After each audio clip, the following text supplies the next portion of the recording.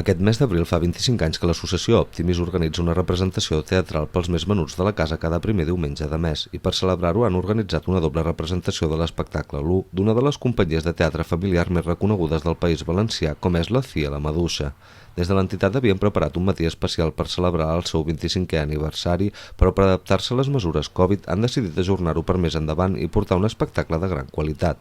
Ens hauria agradat fer aquí fora al teatre un berenar, una animació infantil, diverses coses, però aquest any no és possible.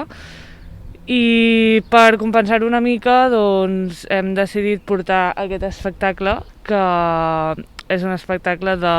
Si el que normalment portem ja és bo, doncs això ja és com a nivell estatal és de lo millor que hi ha actualment en teatre familiar.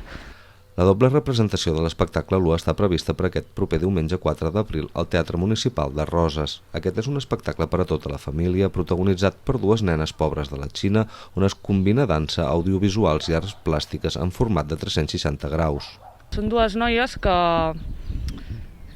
viuen a la Xina pobra i ens parlen del valor de la cultura i de la imaginació per sortir de situacions que per nosaltres ens poden ser desfavorables o que poden ser tristes o que poden ser dures.